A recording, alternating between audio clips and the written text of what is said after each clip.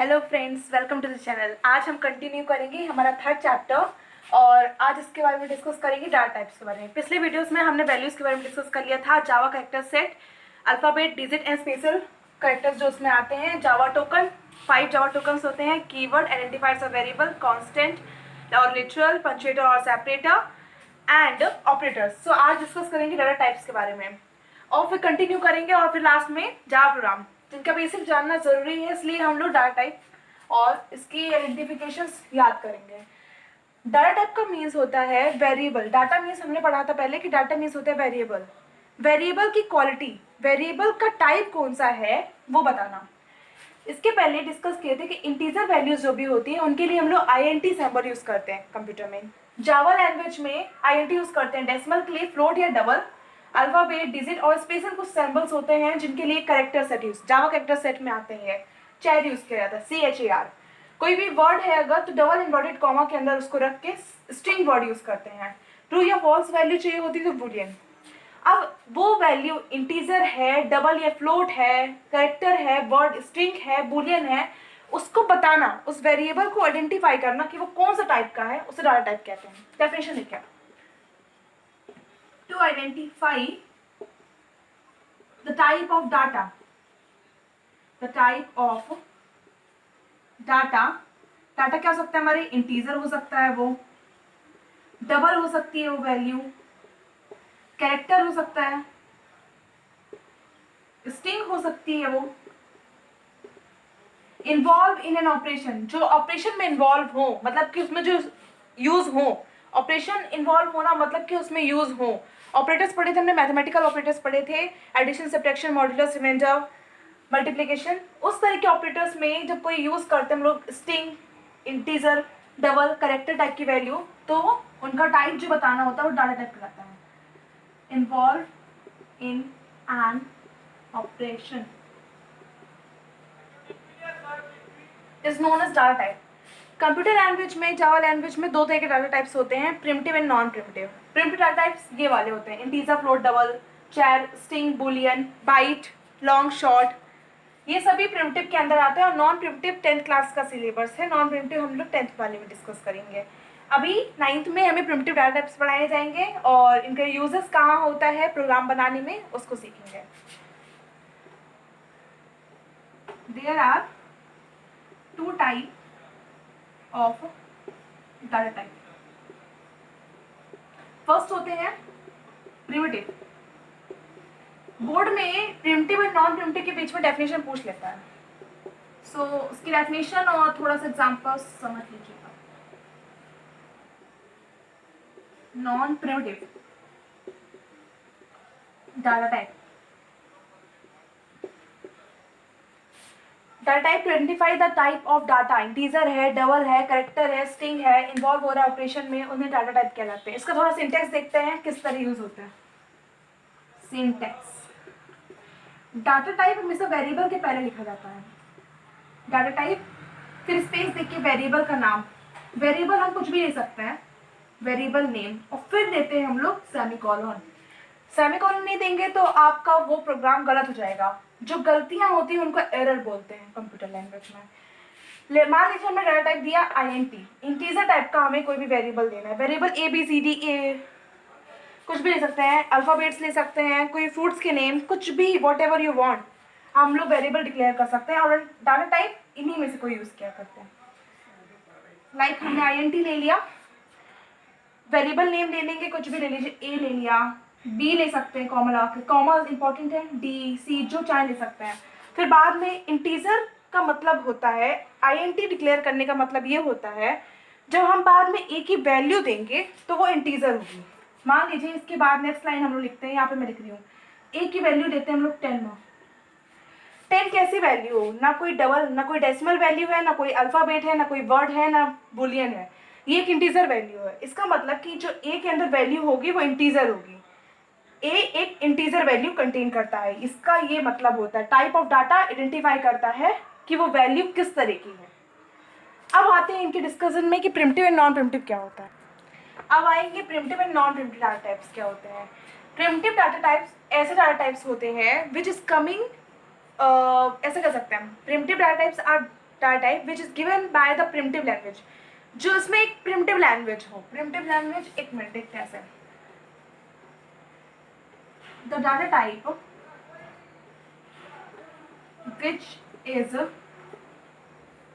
which is coming with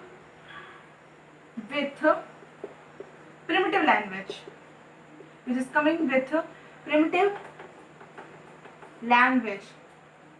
The data type which is coming with primitive language is known as primitive data type. 8 primitive data types होते हैं. हमने पीछे पढ़ा integer, double, float, char, boolean, byte, short, long. 8 primitive data types होते हैं. The data type which is coming with primitive language. Primitive data type. First होता है हमारा इंटीजर. फर्स्ट सेकेंड से मैटर नहीं करता, कुछ भी ले लीजिए पहला. दूसरा फिर होता है बाइट, सॉरी बाइट का बी स्मॉल में आएगा, बाइट. फोर्थ बुलियन, हाँ बुलियन भी ले सकते कैप्टन में, बुलियन. और लॉन्ग ले लीजिए. Fifth short. Sixth double.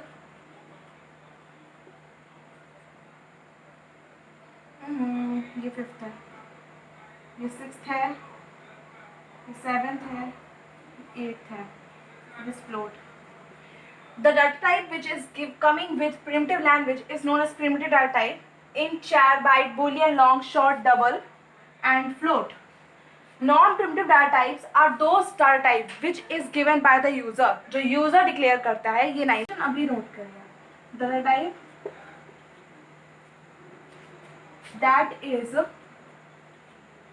given by the user. The data type that is given by the user is known as non-primitive. ये 3 तरीके होते हैं. 3 type of non-primitive data type. First होता है इंटरफेस. इंटरफेस. फिर होती है class. Second is class. Third is array. Interface, class, array. The data type that is given by the user is non-primitive data type. The data type which is coming with primitive language is known as primitive data type. आप लोग notes बनाते चलेगा, easy पड़ेगा exam में, क्योंकि पूरी book read करना exam में नॉट पॉसिबल. बुक बहुत इंटरेस्टिंग होती है जब उसको रीड करते हैं, बट एग्जाम टाइम रीड करेंगे बहुत कॉम्प्लिकेटेड हो जाएगा वो. अब नेक्स्ट टॉपिक में आते हैं हम लोग. डाटा टाइप डिस्कस कर लिया. डाटा को हमने पढ़ा था कि वेरिएबल भी बोलते हैं. वेरिएबल के बारे में डिस्कस करते हैं. वेरिएबल डिक्लेरेशन क्या होता है? वेरिएबल डिक्लेरेशन मतलब वेरिएबल को डिक्लेयर करना, उसमें उसका वैल्यू देना, उसको डालना. Means the process of naming the variable. उस वेरिएबल का नाम देना is known as variable declaration. Variable declaration, the process of naming the variable. The process of naming the variable. इसको सिंटेक्स से समझते हैं, थोड़ा इजीली समझ में आएगा. सिंटेक्स. Variable declaration. हमने पहले डाटा टाइप लेते हैं. डाटा टाइप मतलब कि वो किस कैटेगरी का है. इंटीजर है, डबल है, फ्लोट है, कैरेक्टर है, स्ट्रिंग है, बुलियन है, व्हाटएवर. फिर वेरिएबल का नाम देते हैं. वेरिएबल आप एक डाटा टाइप में जितने चाहे उतने वेरिएबल डिक्लेयर कर सकते हो. वेरिएबल का कुछ भी नाम हो सकता है, बट उसमें स्पेस नहीं होना चाहिए. हम लोग फिर अंडरस्कोप यूज करते हैं. कॉमा, जैसे वेरिएबल नेम 1 दे दिया, वेरिएबल 2 दे देते हैं. वेरिएबल नेम 2 पर लास्ट में सेमीकोलन इंपॉर्टेंट है. अगर 2 वेरिएबल देना है तो बीच में कॉमा इंपॉर्टेंट है. एग्जाम्पल ले लीजिए, जैसे हमने INT लिखा. इंटीजर टाइप का डाटा टाइप चाहिए हम लोग को. वेरिएबल का नाम दे दिया A, दूसरा वेरिएबल दे लिया B. A की वैल्यू रखी हम लोगों ने 10 और B की वैल्यू रखी 20.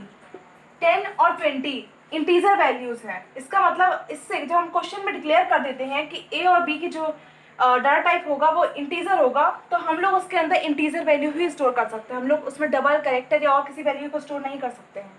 इसका मतलब होता है कि हम इंटीजर वैल्यू रखने वाले हैं इसमें. पहले से कंप्यूटर थोड़ा सा वो कर देते हैं. और वैल्यूज को देना वेरिएबल इनिशियलाइजेशन होता है. वेरिएबल को ये लाइन होती है वेरिएबल डिक्लेरेशन की, और ये 2 वर्ड लाइंस होती हैं वेरिएबल इनिशियलाइजेशन की. Giving values to the variable is known as variable initialization. उसके भी 2 पार्ट होते हैं. इसको बोलेंगे वेरिएबल डिक्लेरेशन, डिक्लेरेशन, इसको बोलेंगे variable initialization, initialization, variable initialization. Declaration और इनिशियलाइजेशन बनने लगा, डिक्लेयर करते हैं और इनिशियलाइज करते हैं। अब इनिशियलाइजेशन के दो पार्ट होते हैं, कौन कौन से होते हैं ये देखते हैं हम लोग। अब हम लोग आ गए हैं इनिशियलाइजिंग ए वेरिएबल। दो मेथड्स होते हैं इनिशियलाइज करने के वेरिएबल को, पहला होता है स्टैटिक और दूसरा होता है dynamic. Static and second is dynamic. Static method क्या होता है, when values are given in the question, जब वैल्यूज वेरिएबल की क्वेश्चन में दी होती है। क्वेश्चन में हमेशा तीन चीज इंपॉर्टेंट रखना आप लोग ध्यान, इनपुट, प्रोसेस, आउटपुट। इनपुट मतलब जो क्वेश्चन में चीजें बोली गई हैं डिक्लेयर करने को, कौन कौन से वेरिएबल डिक्लेयर करने को बोले गए हैं, कौन कौन से वेरिएबल की वैल्यूज क्वेश्चन में दी हुई है या नहीं दी हुई है। और प्रोसेस मतलब होता है कैलकुलेटिंग पार्ट, प्रोसेस में क्या क्या बोला गया, कैलकुलेट करना है, एडिशन करना है, सब्ट्रैक्शन करना है, मल्टीप्लिकेशन करना है, मॉड्यूलस करना है, कौन कौन से आप लोग को प्रोसेस वर्क करनी है वो। और आउटपुट मतलब कि हमें बाद में क्या प्रिंट करना है, क्या आंसर चाहिए वो। वही बोल रहा है इनिशियलाइजेशन वेरिएबल। यहाँ पे दो तरह की प्रोसेस होती है इनिशियलाइज करने की, एक होती है स्टैटिक एंड डायनामिक। हमारे जो क्वेश्चंस होते हैं उसमें कभी कभी वैल्यूज दी होती हैं वेरिएबल की, उसे स्टैटिक बोलते हैं। और जब वैल्यूज नहीं दी होती हैं तो यूजर डिफाइन करता है। यूजर मतलब जो बना रहा होता है प्रोग्राम, वो खुद की वैल्यूज रखता है, तो उसे बोलते हैं डायनामिक। स्टैटिक मतलब when values are given in the question is known as static method. Static method. When values are not given in the question and given by the user is known as dynamic method. When values are given in the question is known as static method. When values are not given in the question is known as and given by user is known as dynamic method. अब थोड़ा सा programme का basic जानते हैं, programme बनाते हैं थोड़ा थोड़ा सा, ठीक है। चलिए बेसिक स्टार्ट करते हैं उसका। चलिए अब हम आ गए अपने बेसिक पार्ट पे, दैट इज प्रोग्रामिंग। प्रोग्रामिंग को थोड़ा सा बेसिक बताऊंगी, थोड़ा सा बेसिक, उससे फिर प्रोग्रामिंग फ्रेम कर सकते हैं जावा लैंग्वेज में। पहले देखते हैं first part, basic of program. अभी तक बेसिक ही चल रहा था, हाँ अभी भी बेसिक चल रहा था, अभी भी बेसिक चल रहा है। पहला होता है इनपुट, जो मैंने तीन चीजें बताई, input, process and C is output. Input, process, output, ये तीन चीज को आप लोग प्रोग्राम में जब ध्यान रखेंगे तो आपका प्रोग्राम कभी गलत हो ही नहीं सकता, कभी कुछ छूटेगा ही नहीं और पूरा प्रोग्राम बहुत इजीली आप बना सकते हैं। इनपुट, प्रोसेस, आउटपुट, ये तीन चीज मैटर करती है प्रोग्राम में, इनपुट, प्रोसेस, आउटपुट। और इसके पहले जावा लैंग्वेज में प्रोग्राम बनाने से पहले हम लोग पढ़ेंगे फ्लो चार्ट में प्रोग्राम बनाना। फ्लो चार्ट में प्रोग्राम बनाना क्या होता है, फ्लो चार्ट, उसी को प्रैक्टिस करेंगे, फिर उसको जावा लैंग्वेज में कन्वर्ट करेंगे। ये ध्यान रखिए, कुछ सैम्बल्स बता रही हूँ मैं, आप ध्यान रखिए। स्टार्ट या स्टॉप का सैम्बल होता है कुछ ऐसा, दोनों तरफ सर्किल और ये ऐसे लाइन ज्वाइन कर देते हैं। सेकेंड, इनपुट या आउटपुट का क्या होता है, इनपुट या आउटपुट का सैम्बल होता है कुछ कुछ कुछ ऐसा, हाँ ऐसा ही, ऐसा। थर्ड, प्रोसेस का सैम्बल, प्रोसेस का सैम्बल होता है सिंपल सा रेक्टेंगल बॉक्स। थोड़ा सा टेढ़ा हो गया मेरा, आप समझ जाएंगे, पर होशियार लोग। फिर आती है फ्लो लाइन, फ्लो चार्ट की लाइंस। लाइंस कनेक्टर लाइंस कहलाती हैं, कनेक्टर्स, इन्हें कनेक्टर्स भी बोलते हैं, कनेक्टर्स। ये ऐसी ऐसी ऐसी ऐसी हर तरह से हो सकते हैं। Start, stop, input, output, process, flow lines, connectors की लाइन। बस अब शुरुआत करते हैं प्रोग्राम बनाने की। Basic of program, input, process, output, तीन चीज़ याद रखिए प्रोग्राम। चलिए फिर कुछ क्वेश्चन देखते हैं प्रोग्रामिंग के और उनसे फ्लो चार्ट फ्रेम करते हैं, फिर उनसे जावा लैंग्वेज में प्रोग्राम बनाएंगे। पहले सिंपल हम लोग को फ्लो चार्ट सीखना पड़ेगा। फ्लो चार्ट, इनपुट, प्रोसेस और आउटपुट, इन तीन से हम लोग बना सकते हैं फ्लो चार्ट। चलिए मैं क्वेश्चन देखती हूँ। Write the program, write the program, थोड़ा सा कॉम्प्लिकेटेड लगेगा हो सकता है आपको, in which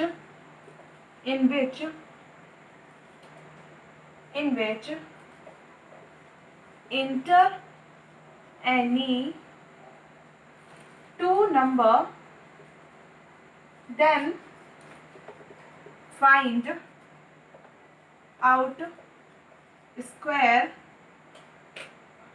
of two number. Question में भी इतना देखिए, write a program in which enter and two number then find out square of two number. दो नंबर को इनपुट करना है. इंटर या इनपुट का मतलब एक ही होता है. दो नंबर को इनपुट करना है, इंटर करना है और फिर उनका स्क्वायर फाइंड करना है. इन्हीं दोनों नंबर का अलग अलग स्क्वायर फाइंड करना है. मान लीजिए एक वेरिएबल ले लिया a, उसके अंदर हमने वैल्यू रखी 10. दूसरा वेरिएबल ले लिया b, उसकी रखी 20. तो a वेरिएबल जिसकी वैल्यू 10 है उसका अलग स्क्वायर आएगा 100 और 20 वाले वेरिएबल का अलग स्क्वायर आएगा, that is 400. Find out square of two number. Two number मतलब अलग अलग नंबर का स्क्वायर फाइंड करना. स्क्वायर तो अलग अलग ही होता है. एंड फाइंड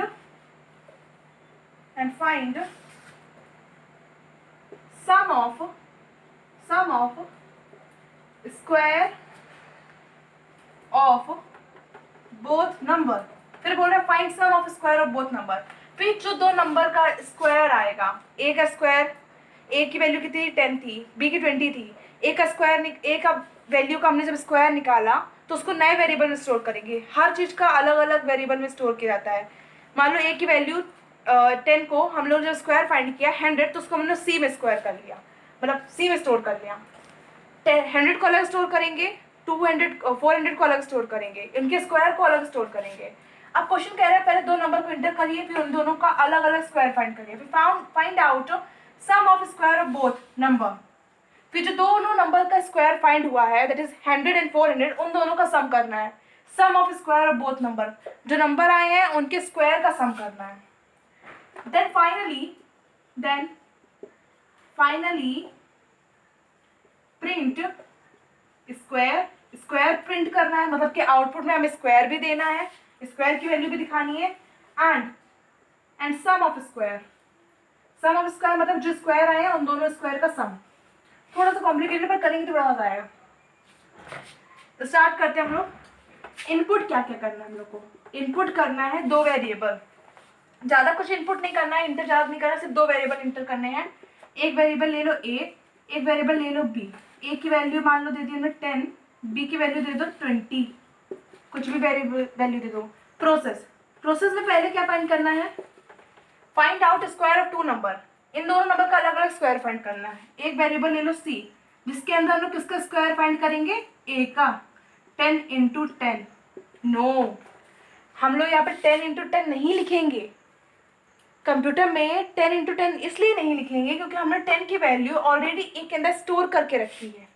तो फिर हम लोग का 10 इंटू 10 लिखने का क्या मतलब हुआ, कोई यूज ही नहीं है. फिर ए के अंदर स्टोर करने की वैल्यू, ए के अंदर स्टोर करना मतलब कि इसको ना थोड़ा वैल्यूएबल वे में दिखाना, कुछ नया शो करके दिखाने का मतलब होता है इसका. इसलिए इसको हम लोग 10 इंटू 10 में नहीं लिखेंगे. जब हमने 10 की वैल्यू को ए के अंदर ए वेरिएबल में स्टोर कर दिया तो इसको ए इंटू ए लिखेंगे. जावा लैंग्वेज में मल्टीप्लिकेशन का साइन ऐसा होता है और डिवाइड का साइन ऐसा नहीं होता है. इस तरह नंबर कट जाएंगे आपके. डिवाइड का साइन ऐसा होता है, तो ये ध्यान रखिए. प्रोसेस से पहले हमने फाइंड किया स्क्वायर ऑफ टू नंबर. पहला स्क्वायर आ गया सी के अंदर स्टोर किया हमने फर्स्ट वेरिएबल का स्क्वायर हम लोग ने सी के अंदर स्टोर किया, ए इंटू ए. फिर एक और वेरिएबल ले लेते हैं डी, जिसके अंदर हम लोग बी का स्टोर करेंगे. 20 इंटू 20 नहीं लिखेंगे. जब हमने 20 की वैल्यू बी के अंदर स्टोर कर दी तो बी इंटू बी लिखेंगे. फिर बोल रहा है find sum of square of both the number. फिर सम फाइंड करना है, sum of square of both the number. ये दोनों जो नंबर आएंगे इनका स्क्वायर जब निकलेगा, इन दोनों का अंदर स्क्वायर स्टोर होगा, स्क्वायर ऑलरेडी स्टोर हो चुका होगा, उन दोनों का सम. एक और वेरिएबल ले लो e, जिसके अंदर c प्लस डी कर दोगे. दोनों ही नंबर का जब स्क्वायर निकल आएगा, इसमें 100 इसमें 400, तो इसका जो है सम हो जाएगा. और फिर क्या बोल रहा है, देन फाइनली प्रिंट स्क्वायर. इनको प्रिंट करो एंड सम ऑफ स्क्वायर. तो आउटपुट में क्या मिल जाएगा हम लोग, आउटपुट में आएगा C, D एंड E. ये मिल जाएगा हम लोग को आउटपुट में. इनपुट A और B को डिक्लेयर कर दिया. और इंटीजर वैल्यूज हैं जो हम लोग प्रोग्राम बनाते हैं जावा लैंग्वेज में, तो इंटीजर डिक्लेयर करेंगे इसको. प्रोसेस में C equal to A into B, A into A, D equal to B into B, E equal to C plus D, means sum of square. Output में C plus D, C comma D comma E. अब flow chart draw करते हैं इसका, flow chart. चलिए flow chart draw करते हैं। मैंने यहाँ की प्रोग्रामिंग इसलिए ड्रॉ कर दी कि इजिली मैं यहाँ पे सॉल्व कर सकूँ। एक्चुअली थोड़ा सा प्रॉब्लम हो रहा था। यहाँ पे ड्रॉ करेंगे फ्लो चार्ट। ये आपका आंसर है, इनपुट प्रोसेस आउटपुट वाला। स्टार्ट करते हैं। फ्लो चार्ट स्टार्ट करने से पहले एक स्टार्ट बॉक्स बनाया जाता है, स्टार्ट बॉक्स। फिर आती है हमारी इनपुट की लाइन। इनपुट में क्या क्या देना है हम लोग को, ए बी और ए की और बी की वैल्यू देना है। तो डालिए इनपुट, इनपुट में दे रहे हैं A comma B, A equal to 10 comma B equal to 20। Input का बॉक्स कुछ इस तरह से था, हमने देखा पहले। या फिर आता है हमारा प्रोसेस बॉक्स। प्रोसेस बॉक्स में प्रोसेस लिखने का प्रोसेस वर्ड लिखिए पहले। फिर आएगा C इक्वल टू, इसको देखते क्या पूरा प्रोग्राम बना सकते हैं। स्टार्ट किया, फिर इनपुट किया, फिर प्रोसेस किया, फिर आउटपुट किया। ये फ्लो चार्ट प्रोग्राम कहलाता है। फिर इसके बाद हम लोग जावा प्रोग्राम भी सीखेंगे। पहले ये जरूरी है बनना, C प्लस डी। ये आगे प्रोसेस के अंदर। इस बॉक्स को क्लोज कर दीजिए, पर सैंपल ध्यान रखिए इसमें ये वाला सैंपल कौन सा यूज हुआ है। फिर आया आउटपुट। आउटपुट, आउटपुट में क्या है, C है, D है और E है।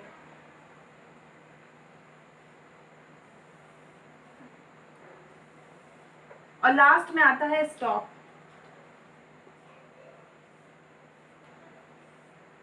Start, input, process, output, stop. चलिए मैं और कुछ प्रोग्राम डिस्कस करती हूँ, आप लोग भी प्रैक्टिस करिए। पॉज वीडियो को और ट्राई करिए, पॉज कर करके। मैं भी बताऊंगी आंसर्स, पर आप लोग भी ट्राई करिए। क्वेश्चन देखते हैं, और क्वेश्चन देखते हैं प्रोग्राम के। Practice make better. जैसे मैथ्स में होता है, जितनी ज़्यादा हम लोग प्रैक्टिस करते हैं उतना ज़्यादा बनती है मैथ, उतने ज़्यादा न्यूमेरिकल्स कर पाते हैं फिजिक्स में।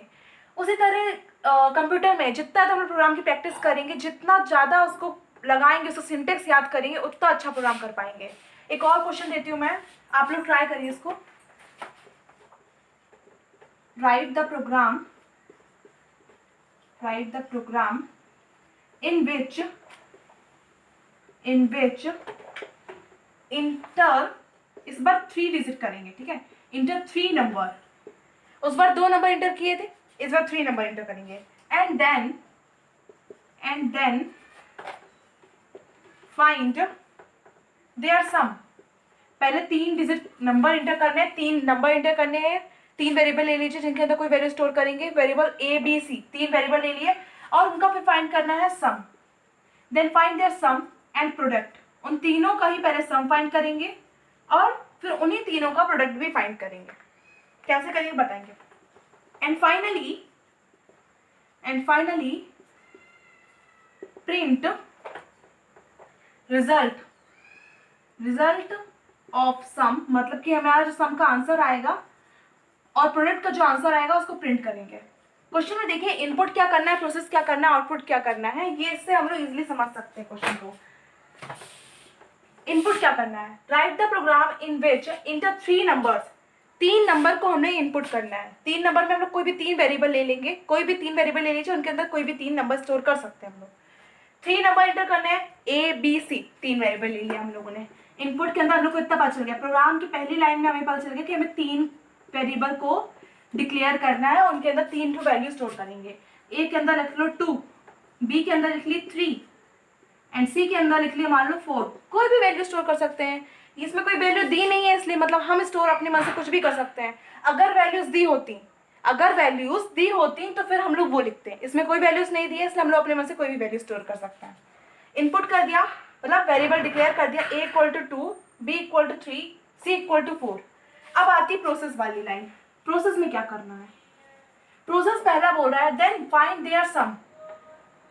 प्रोसेस मतलब होता है जो मैथमेटिकल ऑपरेटर्स का यूज करके हम लोग कैलकुलेटिंग वाली लाइन डालते हैं बीच में प्रोग्राम के, वो प्रोसेस की लाइन कहलाती है। मतलब find their sum, sorry sum की स्पेलिंग ये है, सम नहीं sum. Find their sum and product.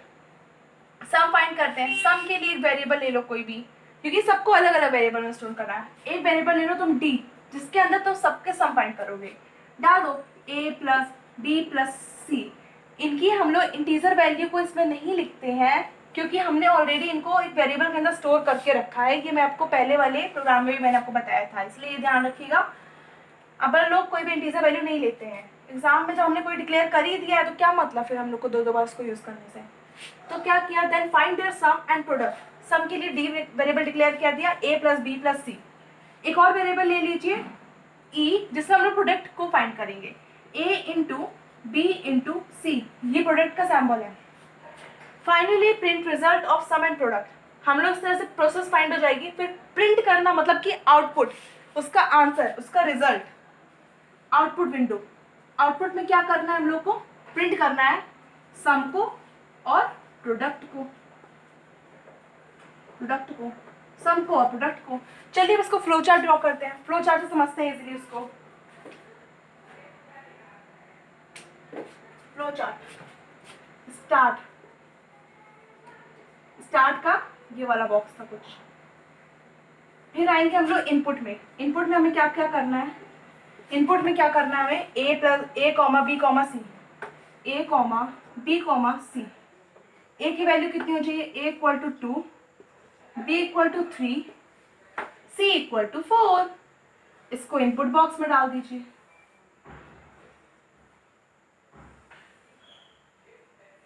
फिर नेक्स्ट आएगा प्रोसेस बॉक्स अब बनाते हैं हम लोग। Process d equal to a plus B plus C and e equal to a multiply b multiply c।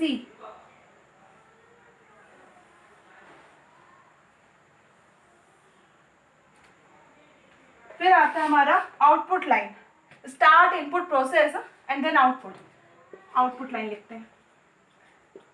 Output line में क्या आएगा, सम प्रिंट करना है हमें और प्रोडक्ट प्रिंट करना है, तो इससे प्रिंट हो जाएगा। और इसको भी इस तरीके का जो बॉक्स है उसमें डाल देंगे। बस start input process output, last में स्टॉप हो जाएगा हमारा प्रोग्राम। स्टॉप। इस तरह से जावा लैंग्वेज से पहले फ्लो चार्ट प्रोग्राम सीखना पड़ता है। 3-4 चीज को देख के, इनपुट प्रोसेस आउटपुट को, फिर फ्लो चार्ट प्रोग्राम जब बनने लगेगा तो इससे हम लोग अब जावा प्रोग्राम बनाएंगे। इसको नोट कर लीजिए। चलिए एक और प्रोग्राम देखते हैं। ये हमारा थर्ड प्रोग्राम है। जितने ज़्यादा प्रोग्राम को हम लोग प्रैक्टिस करेंगे उतना अच्छे से बनेगा ये। Practice makes better. चलिए लिखते हैं प्रोग्राम को। 20 से पार्ट डिवाइड कर लीजिए। बताती भी जाओ उनको, जो क्वेश्चन दिए। Write a program in which to take, कुछ न्यू प्रोग्राम देखते हैं। in which to take length 10 meter and breadth 8 meter। of course मैं क्वेश्चन इससे देख रही हूँ। of any rectangle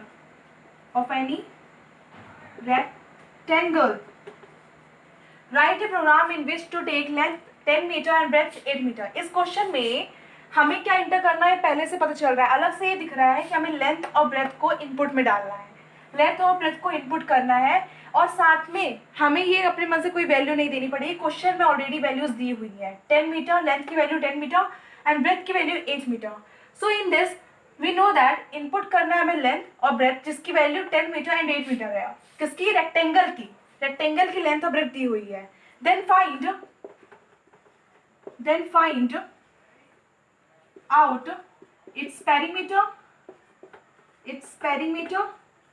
प्रोसेस में हमें पेरीमीटर देना है and area and finally print perimeter and area. मतलब हमें क्वेश्चन में बोल रहा है कि हमें इनपुट करना है लेंथ और ब्रेथ को, जिसकी लेंथ की वैल्यू 10 मीटर है और ब्रेथ की वैल्यू 8 मीटर है। किसकी, रेक्टेंगल का दिया हुआ ये। प्रोसेस में हमें पेरीमीटर और एरिया को फाइंड करना है और आउटपुट में उसी पेरीमीटर और एरिया को प्रिंट करना है। थोड़ा सा एक काम करते हैं, यहाँ पे हम लोग बनाते हैं इसका इनपुट, प्रोसेस और आउटपुट का बॉक्स। इनपुट में क्या दिया है, इनपुट में हमें दिया है लेंथ दी है जिसकी वैल्यू कितनी है 10 मीटर। पर मीटर मत दीजिए, जावा प्रोग्राम में कभी भी इंटीजर के साथ कोई भी कैरेक्टर नहीं दिया जाता, इसलिए अगर 10 मीटर दिया तो आपको सिर्फ 10 देना पड़ेगा, मीटर अपन उसको डिक्लेयर नहीं कर सकते। 10 कॉमा ब्रेथ इक्वल टू, एक काम करते हैं इसको इजिली लेंथ का पूरा लेंथ में लिख के इसको वेरिएबल डिक्लेयर कर देते हैं एल, लेंथ का शॉर्ट फॉर्म एल ले लेते हैं। Length equal to 10, breadth B equal to 8 semicolon. Process में क्या देंगे, पेरीमीटर और एरिया को फाइंड करना है। प्रोसेस में पेरीमीटर के लिए PER लिख लेते हैं short form, 2L plus B, ये फॉर्मूला होता है पेरीमीटर का। 2 का इससे क्या हो रहा है, मल्टीप्लीकेशन हो रहा है। और कंप्यूटर लैंग्वेज में, जावा लैंग्वेज में मल्टीप्लीकेशन के लिए ये वाला साइन का यूज किया जाता है, छोटा सा स्टार, छोटा सा। प्रोसेस में perimeter equal to 2 into L plus B, जिससे कंप्यूटर समझ जाएगा कि यहाँ पे मल्टीप्लीकेशन कर रहा है। जब वो कंपाइल करेगा प्रोसेस को समझ जाएगा यहाँ पे। एरिया के लिए क्या करेंगे, एल इंटू बी, यहाँ भी वही वाला साइन यूज किया है। अब आएगा आउटपुट की बात। इनपुट में लेंथ और ब्रेथ को इनपुट कर दिया, प्रोसेस में पेरीमीटर और एरिया का फॉर्मूला लगा के उसको फाइंड कर दिया। आउटपुट मतलब कि क्या प्रिंट कर रहे हैं हम लोग, आंसर में क्या चाहिए, पेरीमीटर और एरिया। तो प्रिंट करना है हमें, PER को प्रिंट करना है और एरिया को प्रिंट करना है। चलिए अब इसका फ्लो चार्ट ड्रॉ करते हैं। फिर फ्लो चार्ट, इसका फ्लो चार्ट डिस्कस करते हैं। एक्चुअली यहाँ पे मैंने प्रोग्राम मिटा दिया है क्योंकि थोड़ा कॉम्प्लिकेटेड होता।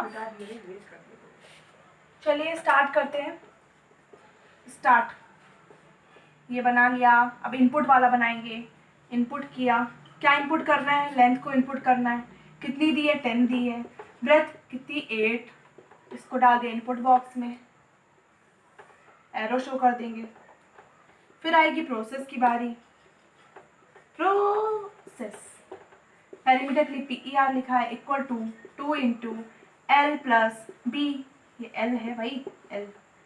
एरिया एल इंटू बी, इसको भी बॉक्स में डाल देंगे, डिब्बा बना देंगे, डिब्बा। फिर आएगा आउटपुट की बारी। आउटपुट, आउटपुट क्या दिया है, PER, और क्या देना है, एरिया, इसको भी डिब्बे में डाल देंगे। थोड़ा डिब्बा अलग टाइप का इसका। फिर आएगा स्टॉप, खत्म, ब्रांड, सॉरी खत्म हो गया। ये रहा हमारा flow chart. After drawing this flow chart we have to convert this flow chart into Java language. कुछ समझे? After drawing this flow chart we have to convert this flow chart into Java language. इसी flow chart को Java language में अगर convert करें तो कैसा रहेगा। चलो स्टार्ट करते हैं कुछ नया करने के लिए। फ्लो चार्ट को कन्वर्ट कर, after drawing the flow chart of any Java program we can convert this flow chart into Java language. चलिए पहले जब भी स्टार्ट करते हैं फ्लो चार्ट को कन्वर्ट करना जावा लैंग्वेज में, हमें सबसे पहले तो उसका नाम बताना पड़ता है। उस प्रोग्राम का एक स्पेसिफिक नाम होता है। कोई भी चीज़ आप लेते हैं, खरीदते हैं या बनाते हैं, कुछ भी ड्रॉ करते हैं, उसका एक नाम रख देते हैं ना। कोई भी सीनरी बना रहे हैं, कुछ भी आप वॉटेवर जो भी आप बनाते हैं, आपका फेवरेट, आपकी जो भी हॉबी है, तो उसका नाम सबको ही रखते हैं अपनी अपनी चीज़ों का। वैसे इस प्रोग्राम का भी नाम होना चाहिए, अननोन पर्सन नहीं है ये। तो चलिए इसका नाम रखते हैं। ये फर्स्ट लाइन होती है प्रोग्राम की, पब्लिक क्लास। ये सभी हमने रेक्टेंगल के ऊपर वर्क किया है, perimeter of rectangle, area of rectangle. तो इस क्लास का नाम रख देते हैं रेक्टेंगल। रेक्टेंगल रख दिया क्लास का नाम। अगर हम लोग कोई 2 वर्ड लेते हैं क्लास में तो बीच में अंडर स्कोप लगाना पड़ता है, स्पेस नहीं छोड़ सकते प्रोग्राम में। फिर आता है कर्ली ब्रेसेस, फिर आएगी ये वाली लाइन। इसका मतलब होता है कि हम जावा प्रोग्राम स्टार्ट कर रहे हैं। इसका ऐसा कुछ समझ लीजिए, छोटा सा logic. Public static void main string, यहाँ पे पूछेगा नहीं इसलिए मैं यहाँ पे लिख दिया। और फिर आता है फिर कर्ली ब्रेसेस। हमने पंक्चुएटर सेपरेटर्स को पढ़ा था, क्या यूज होता है। They are use to indicate the group of code are divided, where group of code are divided, indicate करते हैं where group of code are divided. और 2 स्पेसिफिक पॉइंट ध्यान रखिए, क्लास का जब भी नाम डिक्लेयर होता है इसके बाद और public static void main string अर्ग की लाइन के बाद कभी सेमीकोलन नहीं आता है। होल प्रोग्राम में विदाउट सेमीकोलन नहीं रहता, पूरे प्रोग्राम में सेमीकोलन लगता है। आप कोई भी लाइन लिखेंगे semicolon is very important, but सिर्फ क्लास और स्टैटिक वाली लाइन होती है जिसमें सेमीकोलन नहीं लगता। अगर लगाएंगे तो एरर जनरेट करेगा, मतलब गलती बताएगा। एरर मतलब होता है गलती। स्टार्ट करते हैं। जावा प्रोग्राम में ये चार लाइन स्टार्ट की होती है। अब हम करेंगे इनपुट। इनपुट में पहले हम लोग डाटा बताइए कौन सा ये INT है। 10 और 8 जो है वो इंटीजर वैल्यू है। L equal to 10 B equal to 8 लिख दिया हमने। फिर आएगी प्रोसेस वाली लाइन। प्रोसेस में जो पैरामीटर और एरिया हम लोग फाइंड कर रहे हैं उनका भी डाटा टाइप हमें बताना पड़ेगा कंप्यूटर में। हमें जावा लैंग्वेज में उनका भी डाटा टाइप बताना पड़ेगा। अब आप ही को सोचिए, आप मेमोराइज करके थोड़ा सा माइंड लगा के सोचिए, जब हम लोग लेंथ और ब्रेथ के थ्रू पैरामीटर फाइंड करेंगे तो हमारा आंसर कैसा आएगा। इंटीजर वैल्यू दी है तो इंटीजर ही आंसर आएगा। अगर हमने डेसिमल वैल्यू दी होती तो आंसर भी हमारा डेसिमल में आता, पर इंटीजर वैल्यूज दी है और कुछ भी डिवाइड वाला फॉर्म डिवाइड नहीं हो रहा है, कहीं पे डिवाइडेशन हो जाता है, कभी कभी इंटीजर वैल्यू का डेसिमल आ जाता है। पर अगर हमने डिवाइड नहीं किया है, इंटीजर वैल्यूज दी है, तो पैरामीटर भी हमारा इंटीजर में आएगा। तो लिख दीजिए INT PER। क्या है PER को कैसे फाइंड कर रहे हैं, 2 into L plus B semicolon. Area भी इंटीजर में आएगा क्योंकि डिवाइड करने में कभी कभी वो इंटीजर जो है हमारा डेसिमल बन जाता है, पर जब हम लोग मल्टीप्लिकेशन, एडिशन, माइनस का यूज़ करते हैं, सब्ट्रैक्शन, तो हमारा ऑलवेज वैसे अप्रॉक्स इंटीजर ही रहता है। एरिया क्या होगा, इंटीजर में ही होगा। Area equal to L into B। अब फाइनली आउटपुट की लाइन में आते हैं। प्रिंट फंक्शन को प्रिंट के लिए मैंने आपको एक लाइन बताई थी, system dot out dot print. अगर आपने प्रीवियस वीडियो नहीं देखे तो देख लीजिए, उसमें मैंने इजली इसको समझाया है प्रिंट करने का तरीका। System dot out dot print ln, system dot out dot print ln। इसके अंदर क्या करते हैं हम लोग, पेरीमीटर लिख देंगे, पेरीमीटर, और इक्वल टू का साइन लगा के डबल इन्वर्टेड कॉमा। जब भी हम इस लाइन के बाद सर्किल ब्रैकेट के अंदर कोई भी चीज़ डबल इन्वर्टेड कॉमा में लिखते हैं तो वो चीज़ कंप्यूटर के आउटपुट में सबसे पहले प्रिंट हो जाती है। जब भी हम, फिर से नोट करिए, जब भी हम system dot out dot print ln वाली लाइन का यूज़ करके कर्ली ब्रेसेस के अंदर कोई भी चीज़ डबल इन्वर्टेड कॉमा में लिखते हैं तो वो कंप्यूटर के आउटपुट में प्रिंट होती है। ये इसके अंदर अपने आप आंसर प्रिंट नहीं होगा, सिर्फ ये लाइन प्रिंट होगी। मतलब विंडो बनेगी व्हाइट कलर की, उसमें आपको perimeter PERIMETER perimeter equal to लिख के आएगा।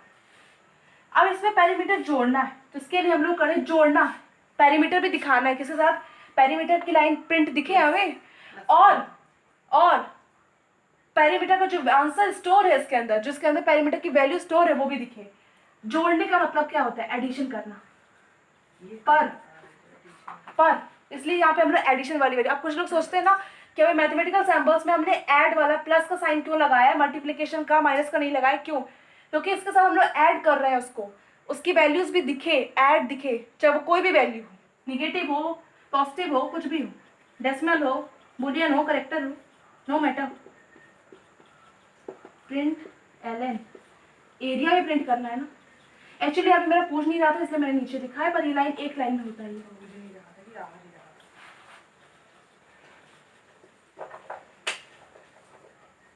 फाइनली हमने पहले इनपुट कर दिया, ये दो लाइन प्रोसेस की हो गई, ये आउटपुट कर दिया, और ये दोनों हमारी स्टार्टिंग लाइन है। क्लोज लाइन कैसे करते हैं, जिस तरह से हमने ब्रेसेस स्टार्ट किया है वैसे वैसे ब्रेसेस क्लोज करेंगे।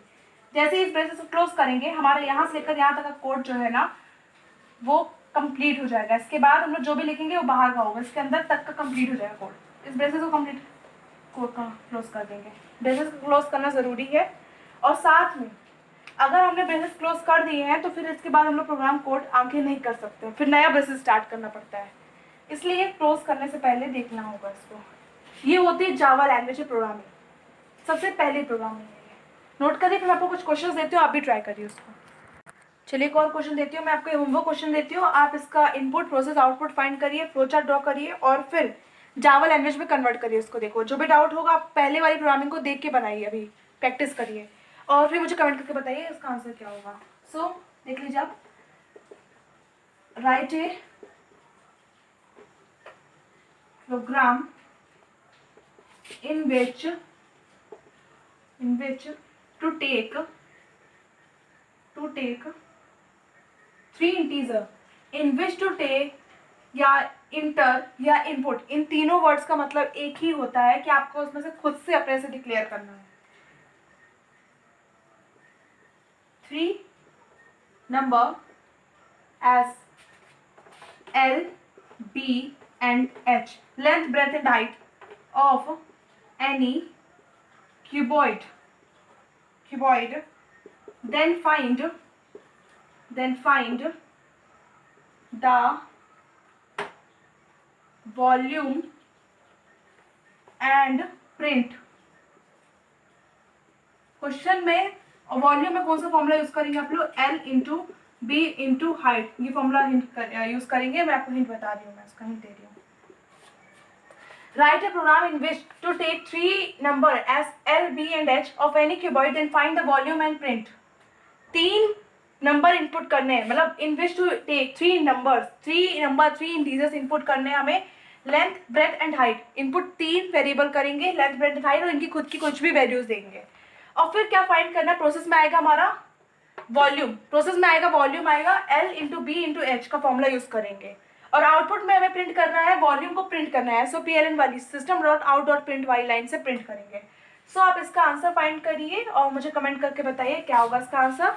And thank you for watching my video. Bye bye.